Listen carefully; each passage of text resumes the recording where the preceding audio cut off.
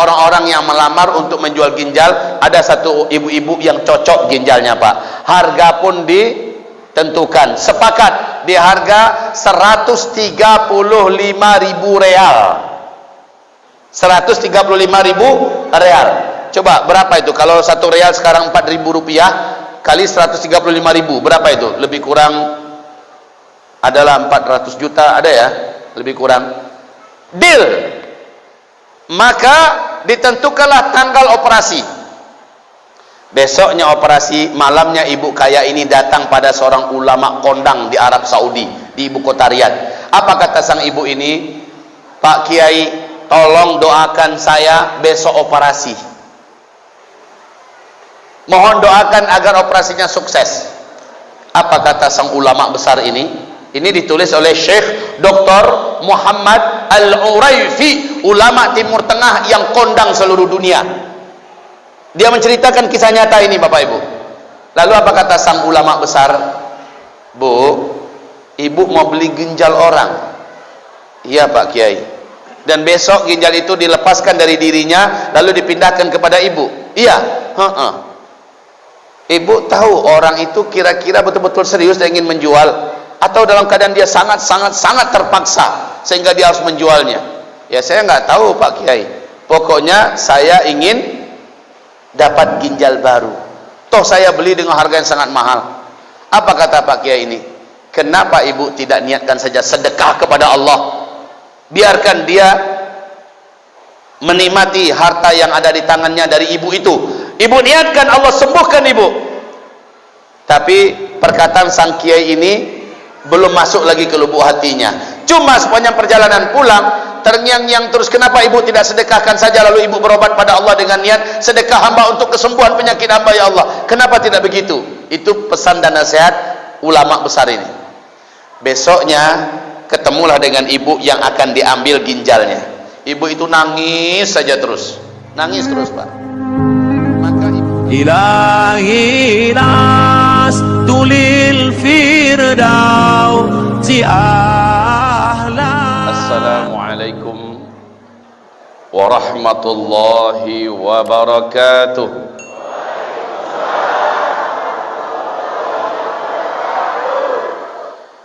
Alhamdulillahi rabbil alamin, wa bihi nasta'inu ala umuri dunya waddin. Ashhadu an la ilaha illallah wa ashhadu anna sayyidana wa habibana Muhammadan abduhu wa rasuluh la nabiyya ba'dah. Qala Allah subhanahu wa ta'ala, ya ayyuhalladzina amanu ittaqullah wa qulu qawlan sadida yuslih lakum a'malakum wa yaghfir lakum dhunubakum wa man yuti'illaha wa rasulahu faqad faza fawzan 'azima. Allahumma arhamna bil Qur'an wa sadaqallahul 'azim. Wa qala an-nabiy sallallahu alaihi wasallam,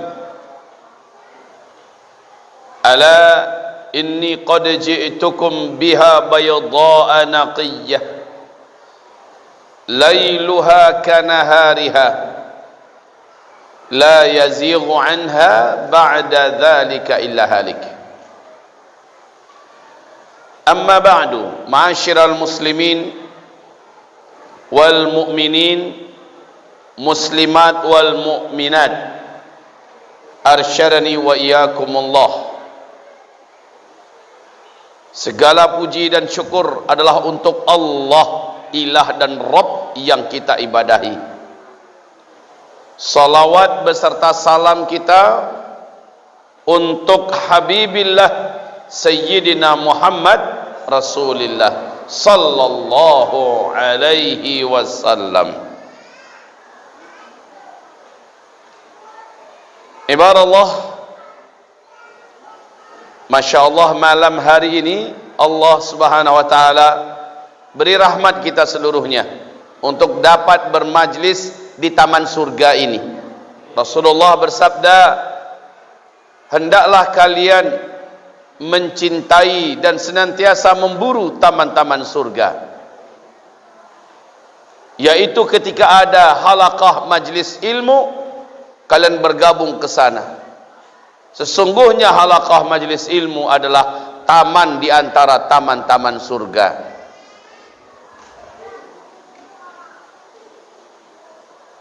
Alhamdulillah bi ni'matihi tatimmus salihah. Kemudian setelah itu salawat dan salam kita untuk Rasulullah Sayyidina Muhammad sallallahu alaihi wasallam. Allahumma salli ala hadzal nabi wa ala alihi wa sahbihi wa man tabi'ahu bi ihsan ila yaumiddin. Amma ba'du. Pertama sekali saya minta maaf pada Bapak Ibu sekalian. Ini jam 9 kurang sedikit. Mata saya sudah 5 watt. Saya biasa kajian di mana-mana di Indonesia ini ba'da maghrib. 8:30 selesai. Ini jam 9 baru mulai. Makanya mungkin tadi kawan-kawan ngelihat saya udah terkapar di mihrab. Sulit melawan mata ini. Tapi nasib memang kayaknya di Medan kajiannya sudah isya terus ya. Sudah berapa kali saya datang ke Medan dan sekitarnya, pasti sudah isya dimulai.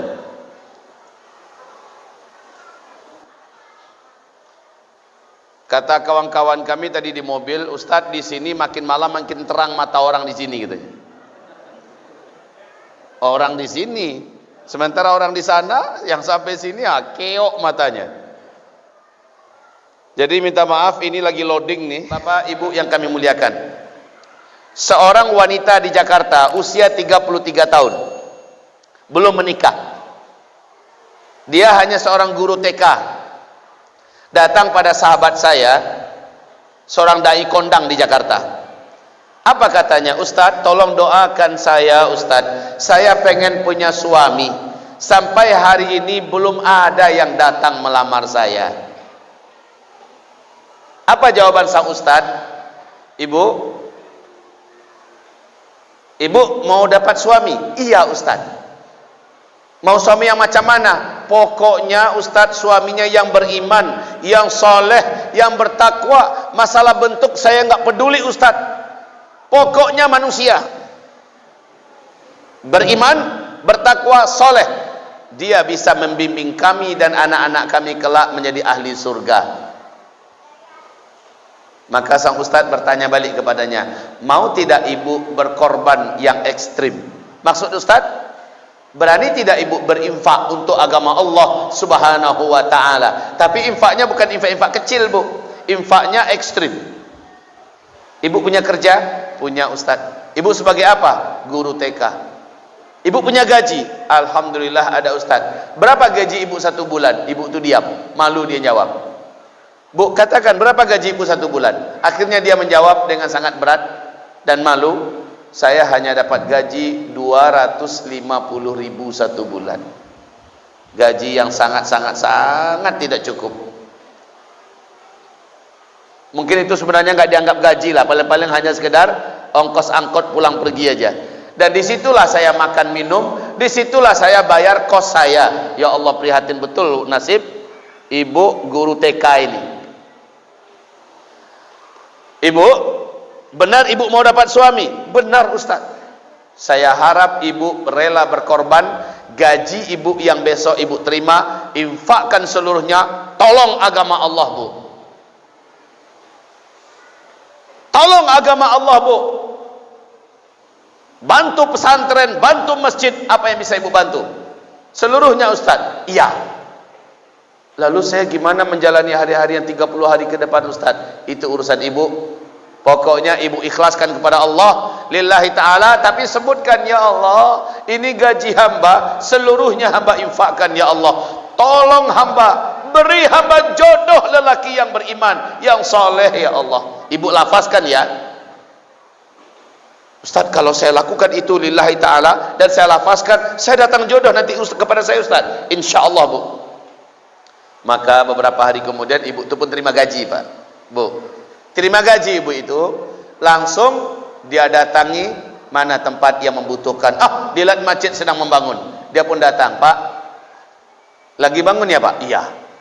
Apa yang bisa saya bantu Pak? Ini kami mau melantai masjid kita pakai keramik. Berapa Pak harganya 1 meter? 250.000 per meter. Pas betul dengan harga gajinya 1 bulan. Apa katanya? Saya ambil Pak 1 meter ya Pak ya, lillahi ta'ala. Tapi Pak tolong doakan saya pengen punya suami yang soleh, yang beriman. Sampai sekarang saya belum dapat suami. Apa kata si bapak pengurus masjid? Semoga Allah beri ibu jodoh yang soleh ya Bu, amin. Amin. Sudah dia serahkan. Dia tunggu 1 minggu, belum ada kabar berita Pak. Minggu kedua sudah mulai dia menggigil. Minggu ketiga udah kayak setengah mati menunggu siapa yang mau akan melamarnya.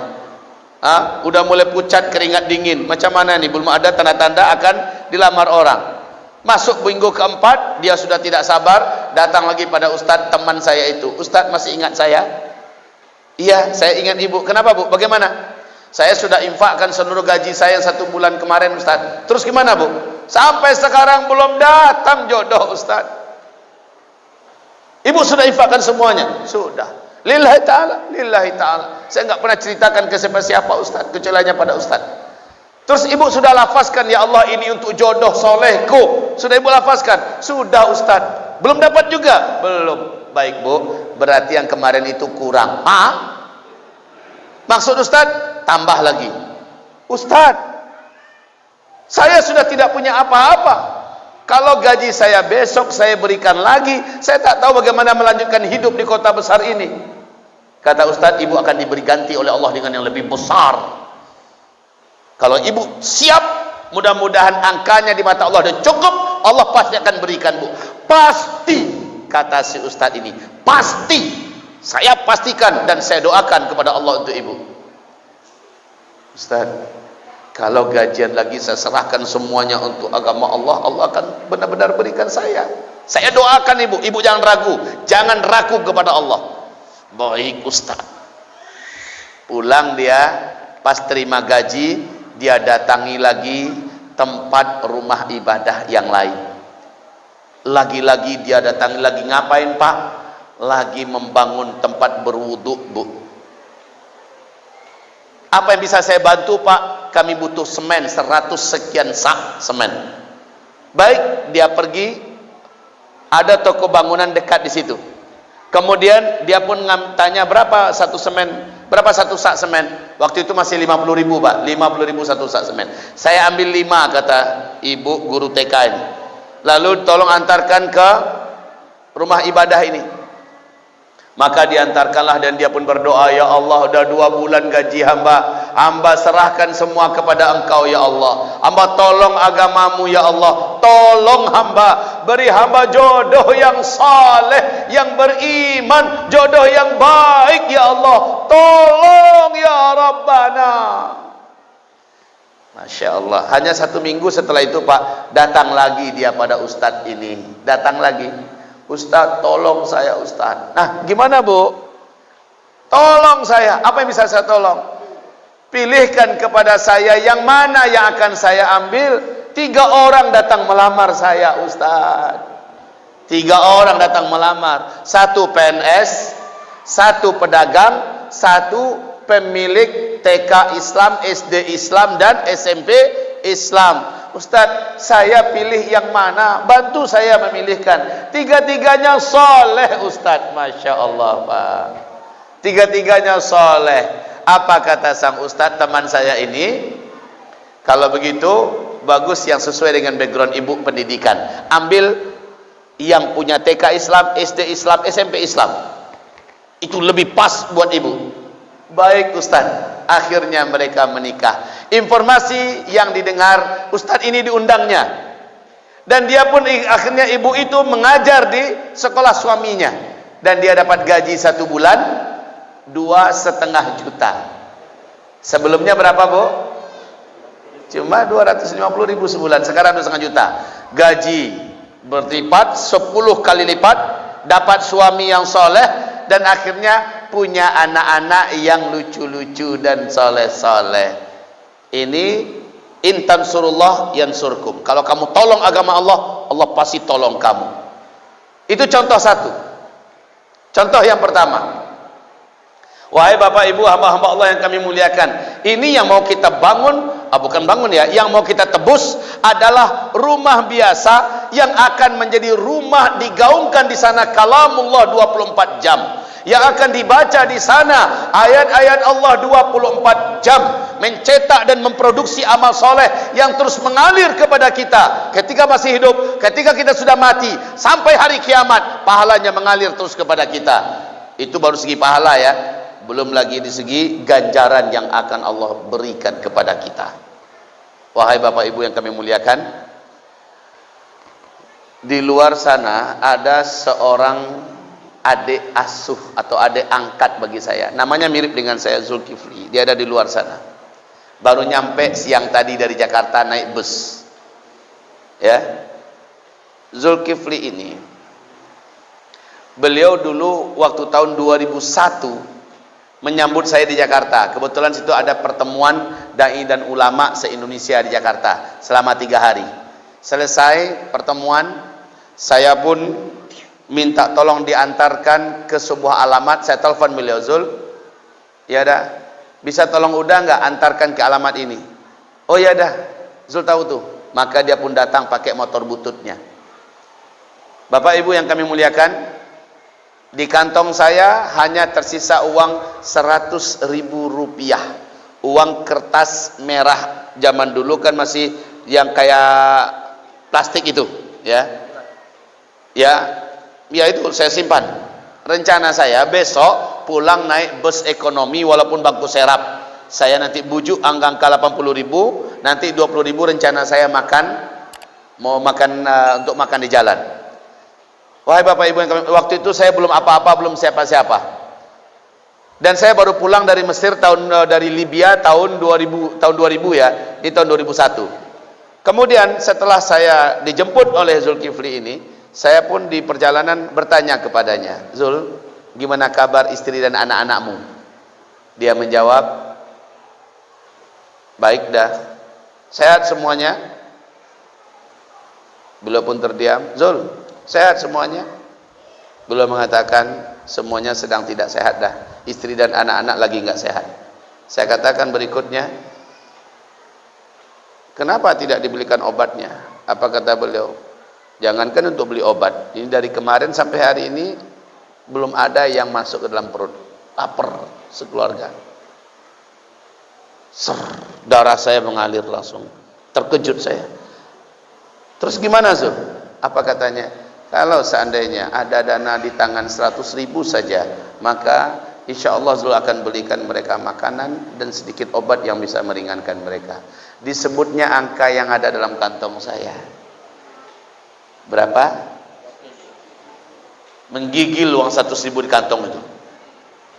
Dia sadar bahwa dia telah ditakdirkan untuk rezeki siapa, tinggal iman saya mau nggak memberikan. Tapi alhamdulillah kita hafal ayat, hafal hadis, kita ada ilmunya bahwa siapa yang menolong orang yang kesusahan, Allah pasti akan tolong dia. Siapa yang menolong orang-orang yang soleh, orang yang bertakwa untuk kepentingan mulia, Allah akan tolong dia. Maka saya azam di hati saya, nanti akan saya kasih ke dia.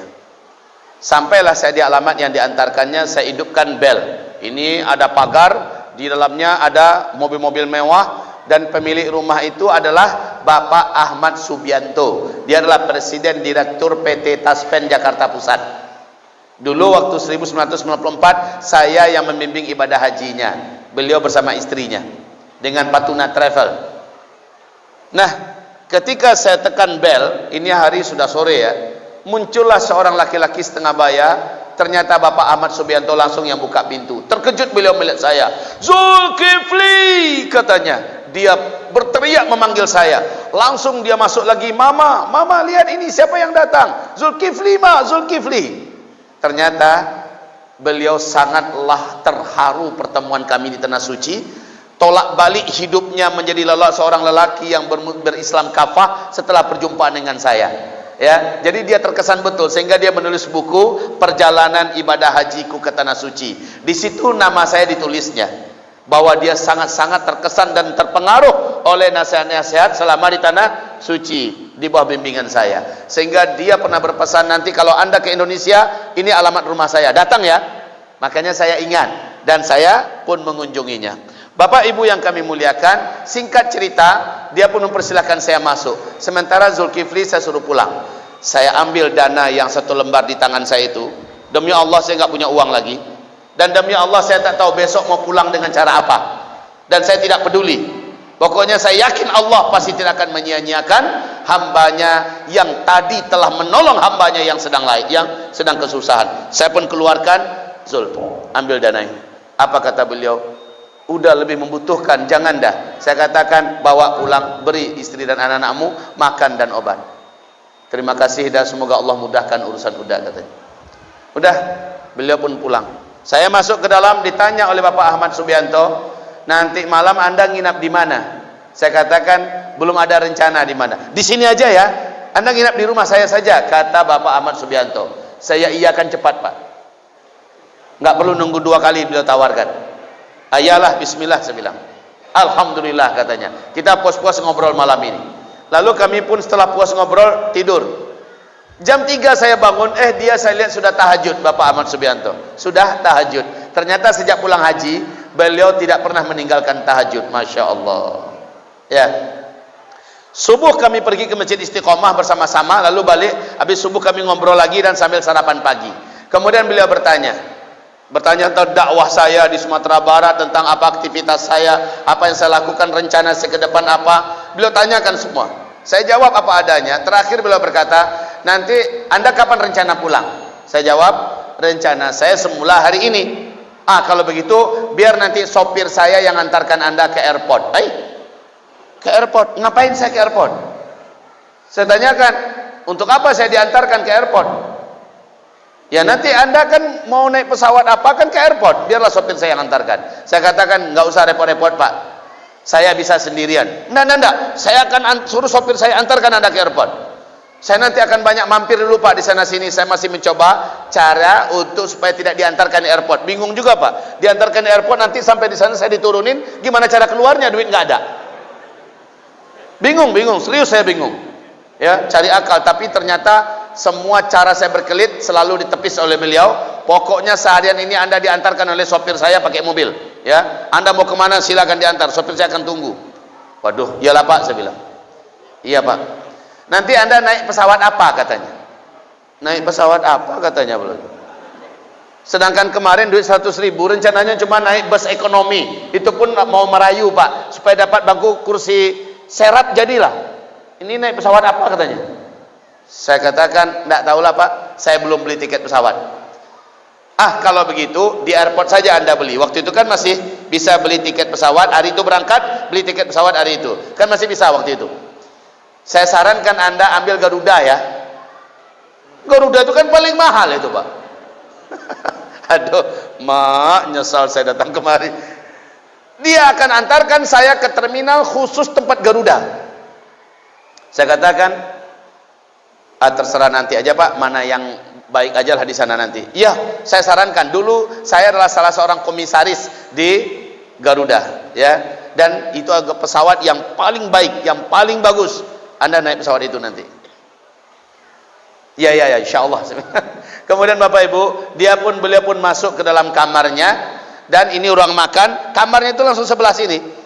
Terdengarlah dari saya sedang makan ini, sisa makanan, serak. Lain bunyinya tuh. Naik antena kita langsung, lain bunyinya tuh. Ini sesuatu yang tidak biasa, tapi kita hafal bunyi yang seperti itu. Bunyi apa itu? Kemudian beliau datang keluar, sudah membawa 20 lembar uang kertas baru.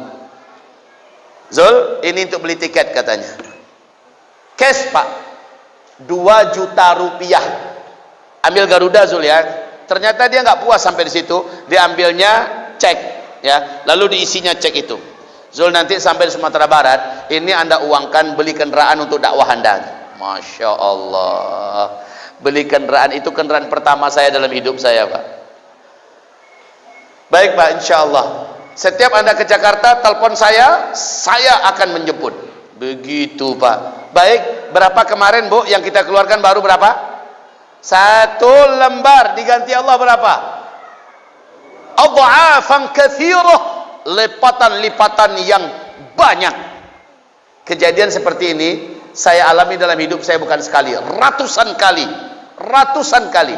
Pokoknya kunci hidup saya dengan istri saya, kalau sudah terjepit, kehidupan ekonomi sudah sempit, sisa dana yang ada saya cari mana orang yang sangat susah, atau cari mana bagian agama Allah yang perlu dikuatkan, saya habiskan semua. Pasti cash datangan dari Allah berlipat-lipat kali ganda. Dan itu nggak bisa dicoba-coba, tapi dengan iman, yakin. Ana inda dhanni abdi bi, saya pasti akan menyesuaikan keyakinan hamba saya dengan diri saya, kata Allah. Kalau hamba itu yakin, Allah beri. Tapi kalau coba dulu, mudah-mudahan iya, kalau kayak gitu nggak jadi itu. Tapi harus yakin kepada Allah. Contoh lagi, ini biarlah ini beberapa contoh untuk menguatkan semangat kita ya. Contoh, Ali bin Abi Thalib. Siapa Ali bin Abi Thalib? Menantu Rasulullah sallallahu alaihi wasallam. Ali bin Abi Thalib Allah nikahkan dengan Fatimah Az-Zahra. Dalam suasana ekonomi umat sedang berat, suasana ekonomi sedang pahit dan pailit, 9 hari lamanya rumah dan dapur Fatimah Az-Zahra dan Ali bin Abi Thalib tidak berasap dapurnya. Lapar mereka luar biasa. Sampai-sampai ASI Bunda Fatimah tidak lagi mengeluarkan air ASInya. Hasan Hussein sampai kurus Bapak Ibu. 9 hari nggak ada yang dimakan. Ali bin Abi Thalib kerjaannya serabutan. Ternyata dia hanya seorang kuli kasar. Dia hanya seorang penjajah tenaga di pasar. Siapa yang mau ada barang diangkatin, beliau angkut, ya. Siapa yang mau ini diambilkan, digali, maka beliau pun menggali. Pokoknya hanya sebagai seorang kuli. Dan kerjaan kuli itu bukan hina ya. Menantu Rasulullah saja Ali bin Abi Thalib kerjaannya sebagai seorang kuli kasar di pasar. Tapi memang karena ekonomi sedang anjlok, tidak ada yang menggunakan jasa beliau. Akhirnya tiap pulang ke rumah lemes, nggak bawa apa-apa. Nggak dapat rezeki bang, belum dek. Nggak dapat rezeki bang, belum dek. Gitu hari-hari. Sampai di hari ke-9, alhamdulillah Fatimah Az-Zahra dapat tawaran dari tetangganya. Ternyata tetangga akan mengadakan acara besar, lalu harus mengadun tepung. Butuh wanita yang akan membantu mengadun tepung. Maka dia pun mengadun tepung dengan tapak tangannya sendiri, sampai melepuh tapak tangannya, Bu. Dan dia pun dapat upah 6 dirham. Pas suaminya pulang, belum ada rezeki bang, belum deh. Alhamdulillah bang, ini ada rezeki 6 dirham. Dia pun memberikan pada suaminya. Sang suami melihat telapak tangan istrinya melepuh di sana sini. Maka Ali berkata, ada apa ini? Fatimah menjawab, ini hasil kerja kerasku dari pagi bang, membantu tetangga ngadonin tepung. Nggak apa-apa bang, pergilah abang ke kota, ke pasar, belikanlah semua kebutuhan. Anak kita prioritas dulu, Hasan Hussein. Baik adindaku sayang. Maka berangkatlah Ali bin Abi Thalib. Diambilnya 6 dirham tadi semua. Pas dalam perjalanan, beliau dicegat oleh seorang tua. Orang tua yang memakai tongkat, menggigil dia memegang tongkat itu. Apa katanya? Pak, tolong kami Pak, sudah 3 hari saya dan istri anak-anak tidak makan Pak, tolong kami Pak. Apa yang ada di tangan Bapak titipkan pada Allah, berikan pada kami, Allah pasti ganti Pak dengan yang lebih banyak. Itu permintaan orang tua ini. Berapa hari katanya dia nggak makan? Ali bin Abi Thalib udah berapa hari? Parahlah Ali lagi. Tapi Ali nggak cerita, bapak baru 3 hari kan, saya 9 loh Pak. Nggak kayak gitu Ali, nggak kayak gitu dia. Tapi Ali faham ada ayat dalam Al-Quran surah Al-Imran. A'udzu billahi minasy syaithanir rajim. Bismillahirrahmanirrahim. Man dzalladzi yuqridu Allah qardan hasana yudha'if lahu ad'afan katsirah wallahu yaqbidu wa yabsut wa ilaihi turja'un. Siapa yang meminjamkan kepada Allah dana yang ada di tangannya, dia titipkan kepada Allah, Allah pasti akan kembalikan kepadanya berkali-kali lipat. Dan Allah lah yang melapangkan rezeki, Allah juga yang mempersempit rezeki. Kepada Allah kalian seluruhnya pasti kembali. Ali bin Abi Thalib hafiz Quran, tahu dia ayat ini, hafal dia. Sementara si bapak berkata, titipkanlah kepada Allah apa yang ada di tangan bapak, berikan pada kami, Allah pasti ganti untuk bapak. Nggak ada ragu pak. Ali langsung ambil yang ada di kantongnya. Bukan satu keping diambil. Ada berapa keping tadi bu? 6 keping diambil semua. Keenam-enamnya langsung dikasihkan ke telapak tangan bapak itu.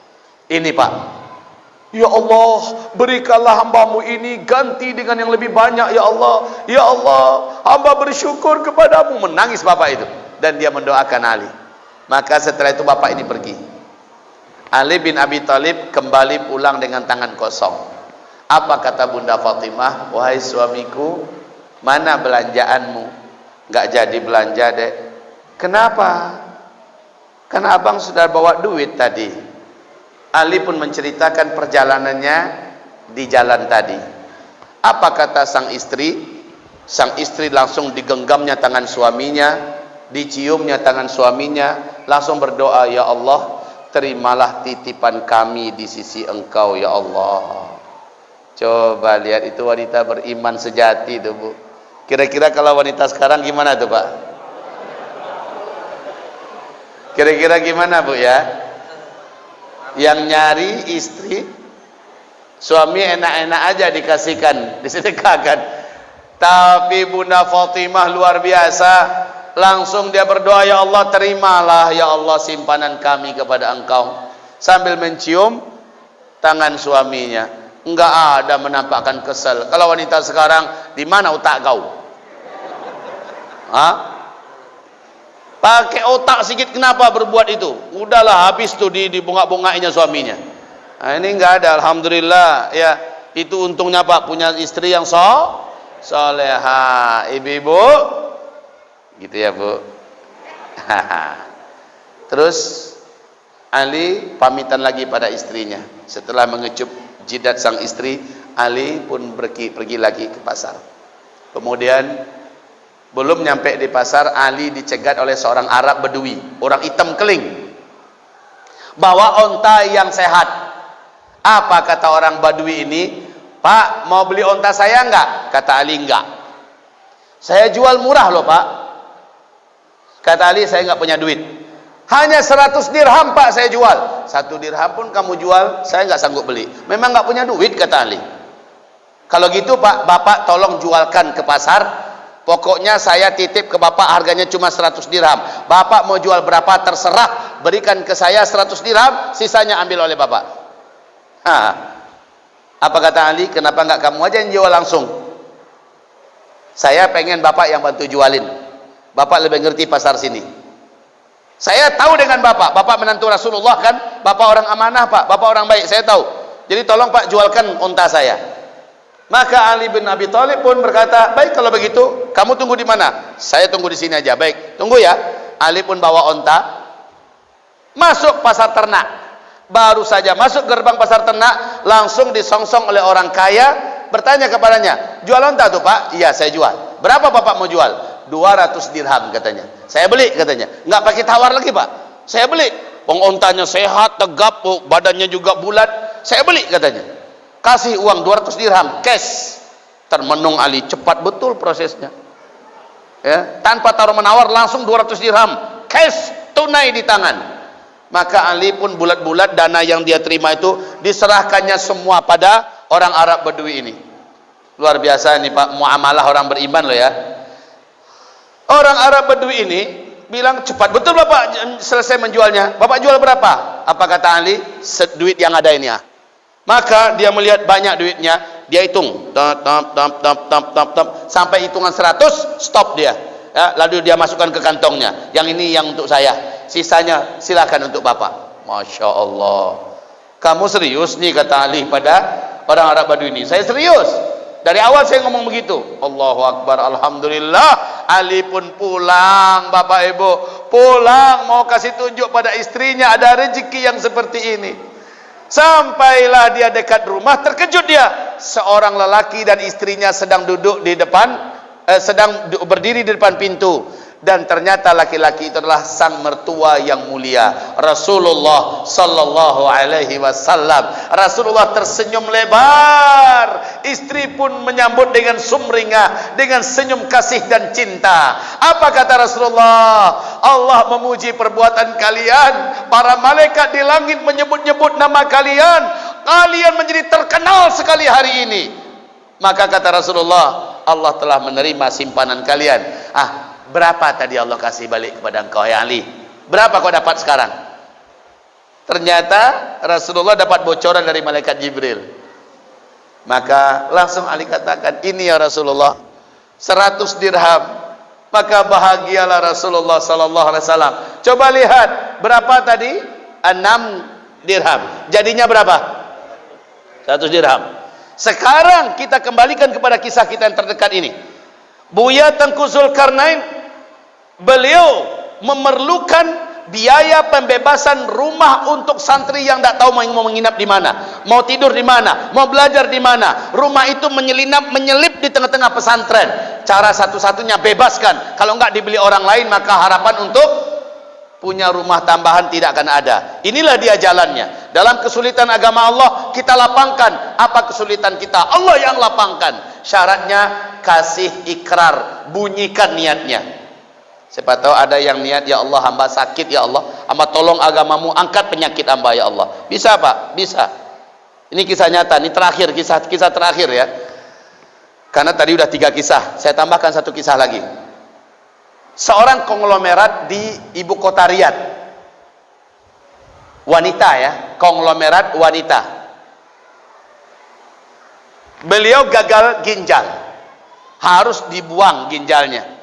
Lah hidup tanpa ginjal bersiko bahwa dia tidak akan bisa melanjutkan hidup yang lama. Maka sang dokter ahli menyarankan kepadanya, cari ginjal yang bisa engkau dapatkan, maka kami akan operasikan ginjal baru itu ke dalam tubuhmu. Karena ginjal yang lama sudah busuk, wajib dibuang, kalau tidak engkau akan dibuatnya menderita. Maka diumumkan di TV, diumumkan di radio, diumumkan di koran, siapa yang mau menjual ginjal. Syaratnya harus ginjal perempuan, sebaya dengannya, dan ginjal itu harus sehat. Iklan pun beredar, datanglah orang-orang yang melamar untuk menjual ginjal. Ada satu ibu-ibu yang cocok ginjalnya Pak, harga pun ditentukan, sepakat di harga 135.000 real. 135.000 real. Coba berapa itu? Kalau 1 real sekarang 4.000 rupiah kali 135.000, berapa itu? Lebih kurang adalah 400 juta, ada ya? Lebih kurang. Deal. Maka ditentukanlah tanggal operasi. Besoknya operasi, malamnya ibu kaya ini datang pada seorang ulama kondang di Arab Saudi, di ibu kota Riyadh. Apa kata sang ibu ini? Pak Kiai, tolong doakan saya besok operasi.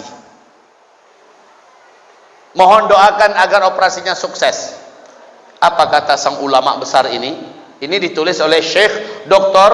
Muhammad Al-Uraifi, ulama Timur Tengah yang kondang seluruh dunia. Dia menceritakan kisah nyata ini Bapak Ibu.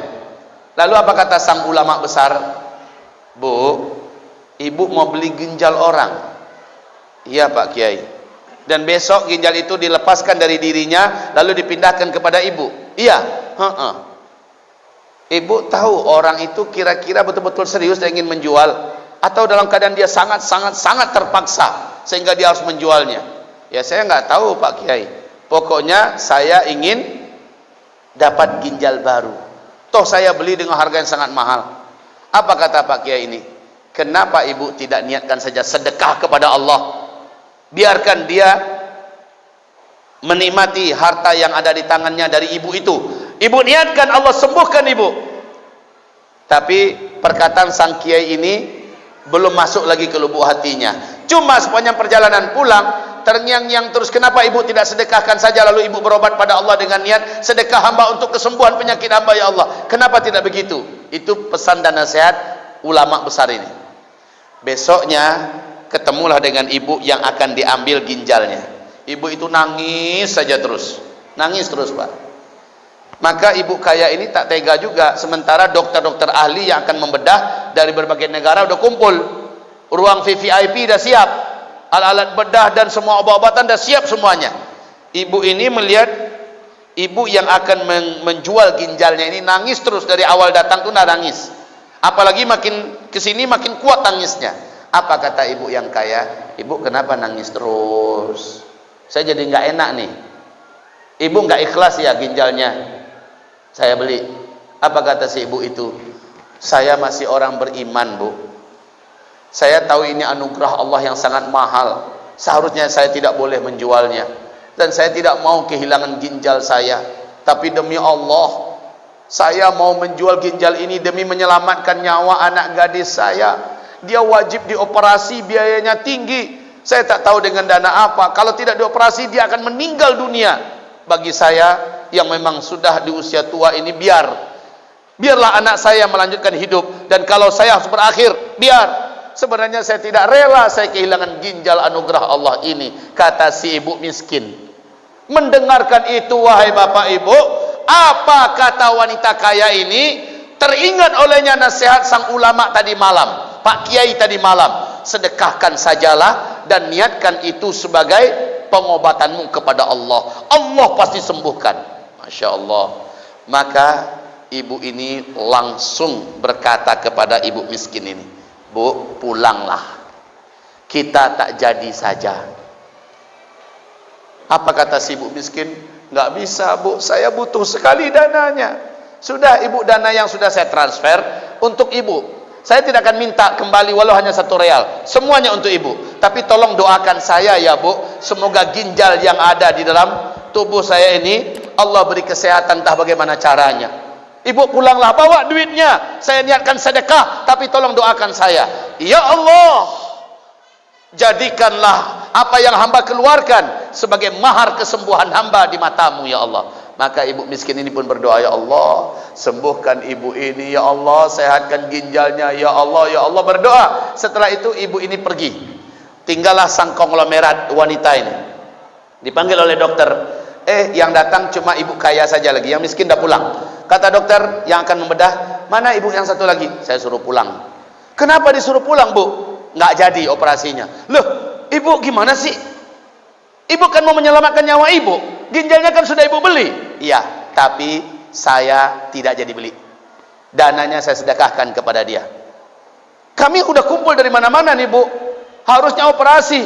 Biayanya segala macamnya sudah ditentukan. Apa kata si ibu? Seluruh biaya berapa hitung saja, saya bayar semuanya. Operasi nggak jadi. Tapi tolong cek untuk terakhir kali bagaimana kondisi ginjal saya sekarang. Maka diperiksa, Pak. Saat itu tertulislah dalam buku-buku yang melegenda di Timur Tengah, di majalah-majalah, bahkan di TV, menjadi ceramah para ustaz-ustaz, bahkan di buku Jangan Takut Sakit oleh Syekh Dr. Muhammad Al-Uraifi yang sudah diterjemahkan ke bahasa Indonesia. Apa yang terjadi setelah dicek kembali ginjalnya? Ginjal yang ada di dalam tubuh ibu kaya ini yang sebelumnya busuk, yang sebelumnya udah mati ginjalnya, menjadi ginjal yang baru, ginjal yang sehat, ginjal yang segar, ginjal yang kuat. Allahu Akbar. Dokter-dokter muslim yang ada berteriak Allahu Akbar, Allahu Akbar, Masya Allah, Masya Allah. Nggak mungkin masalahnya, Pak. Tapi apa yang nggak mungkin dibagi Allah? Maka teringatlah kita hadis sahih Bukhari dan Muslim. Dawu mardakum bis sadaqat. Sembuhkanlah semua penyakit-penyakit kalian, seberat apapun penyakitnya, dengan mengeluarkan sedekah. Sembuhkan penyakit kalian dengan mengeluarkan sedekah. Jadi boleh, Bapak malam ini keluarkan sedekah. Hamba sakit kanker stadium 3 ya Allah. Ya Allah, suami hamba dapat penyakit anu. Ya Allah, istri hamba anu. Bisa dengan sedekah, keluarkan dengan infak. Ya Allah, hamba terbelit utang, ya Allah, lepaskan hamba dari hutang hamba. Ini 500.000 ya Allah, padahal ini sangat berat hamba keluarkan, tapi demi agamamu dan untuk kebebasan hamba dari hutang, bebaskan hamba. Lihat nanti Allah pasti akan mewujudkan.